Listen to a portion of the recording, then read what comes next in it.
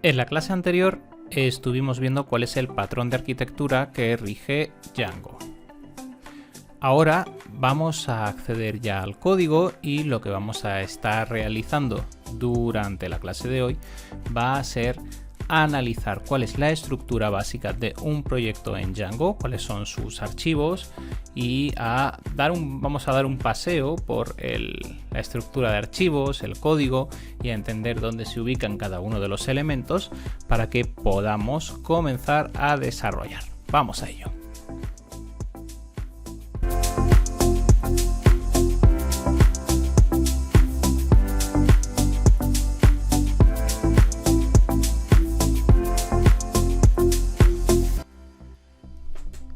Bien, estamos aquí en nuestro editor de código. Podemos usar el editor de código que prefiráis. Yo en mi caso estoy usando Visual Studio Code, pero si preferís usar otro como PyCharm o cualquier otro, podéis hacerlo sin problemas, ya que tenemos todo instalado y preparado para funcionar.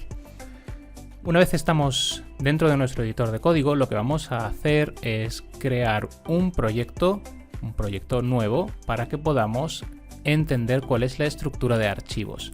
Si recordáis de la segunda clase, creamos un nuevo proyecto con la instrucción Django-admin start project y el nombre del proyecto. En mi caso ya lo tengo creado de dicha clase. Muy bien, tenemos entonces aquí nuestro proyecto. Fijaos que cuando lo creamos lo que nos hace es que nos crea una carpeta en dicha ubicación y tiene un archivo que es manage.py y una carpeta con el mismo nombre de la aplicación. Django se divide a través de aplicaciones que se gestionan como paquetes y cada una de las aplicaciones va a ser una carpeta, va a ser un directorio. En este caso, el primer directorio, el directorio raíz que tenemos, que nos crea por defecto Django para poder operar, se llama igual que el proyecto.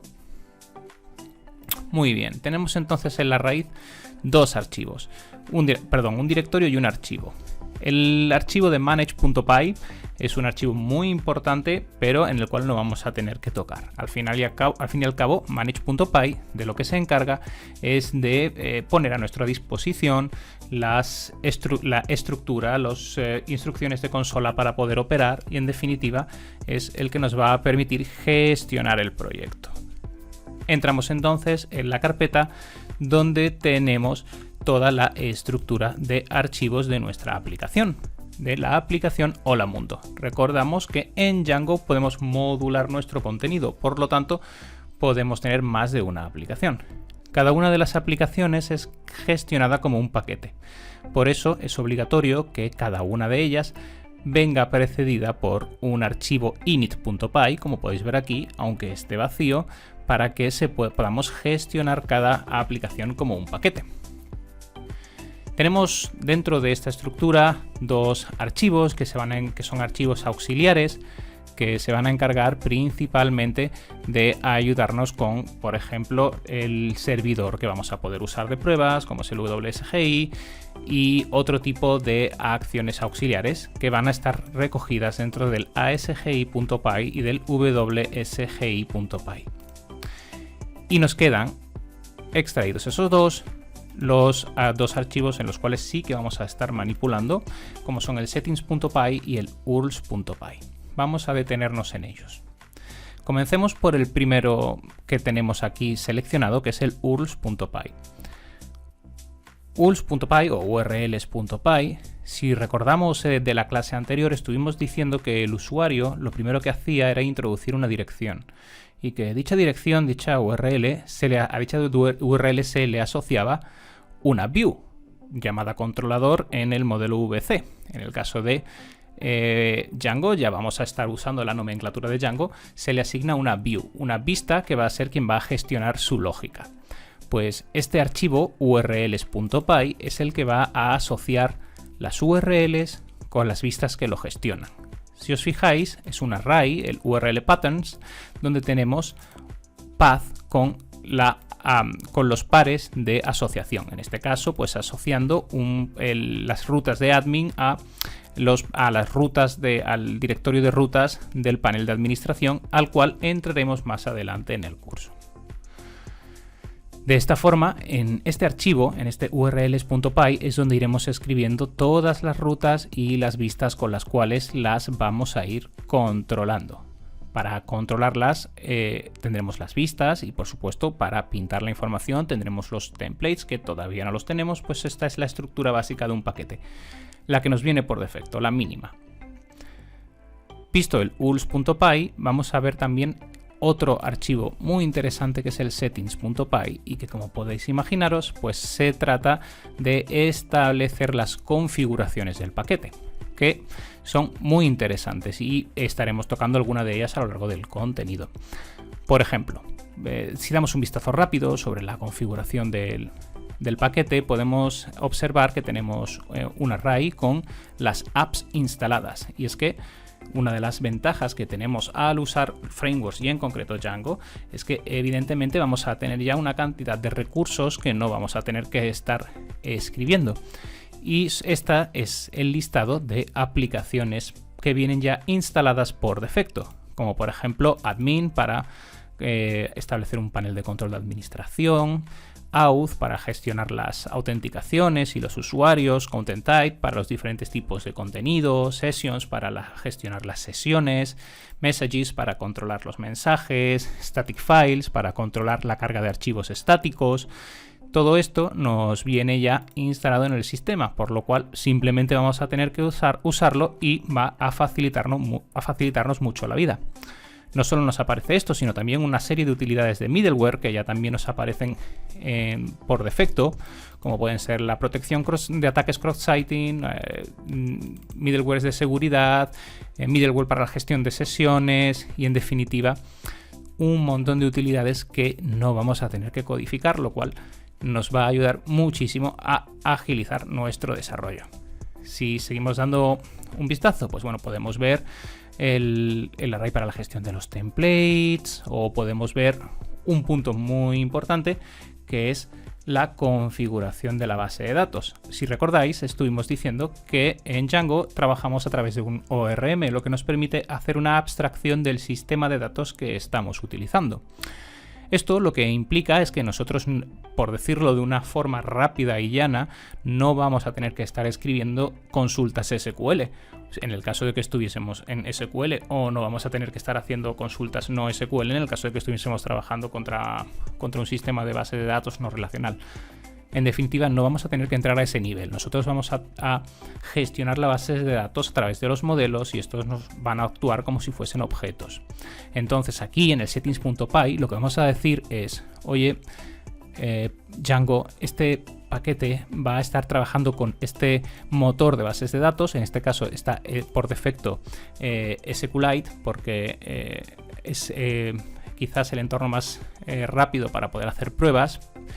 Y este es el nombre donde se encuentra el archivo SQLite que vamos a estar trabajando. Pero posteriormente, cuando ya veamos el deploy de los proyectos, veremos que modificaremos, y estaremos trabajando en esto, modificaremos el engine y conectaremos con un PostgreSQL, o conectaremos con un MySQL, con cualquier otro tipo de sistema de bases de datos, y aquí incluiremos la información del host, del password, el usuario, la base de datos a la que se tiene que conectar. Toda esa información irá aquí para que Django sepa dónde tiene que escribir y dónde tiene que recuperar datos, etc. De momento, mientras estemos trabajando en el entorno de desarrollo, en este entorno local donde vamos a ir haciendo pruebas, SQLite nos va a cubrir las necesidades. Sin embargo, tendremos que ver posteriormente cómo hacer la conexión a otros sistemas. Indicar que Django, acepta de forma nativa una gran cantidad de bases de datos, siendo el motor de bases de datos de PostgreSQL el que nos recomiendan.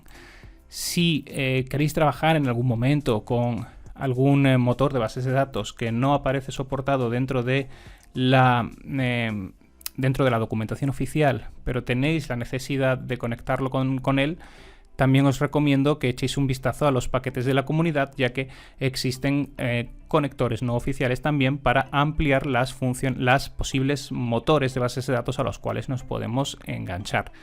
Sin embargo, salvo que tengamos una necesidad muy específica, el abanico de motores es lo suficientemente amplio como para poder trabajar con tranquilidad, ya que, como decimos, podemos hacer pruebas, por ejemplo, en SQLite, pero siempre vamos a hacer un despliegue habitualmente en PostgreSQL, que es la recomendación de Django, pero también se puede hacer en MySQL o en cualquier otro motor. Bien. Hemos terminado entonces de dar este pequeño repaso. Además de estas configuraciones podemos tener otras. Iremos atacándolas a lo largo del contenido, pero como son, pues por ejemplo, indicar cuál es el código del lenguaje que se está utilizando en el sistema, cuál es la zona horaria o, por ejemplo, cuál es la ruta donde vamos a estar almacenando los archivos estáticos. Muy bien, repasamos entonces. Tenemos un proyecto nuevo creado. Este proyecto va a tener siempre un manage.py y luego va a tener una carpeta con el mismo nombre del proyecto, que es el paquete por defecto de nuestra aplicación. Nuestro desarrollo podría tener una única aplicación, un único paquete, o podría tener múltiples paquetes.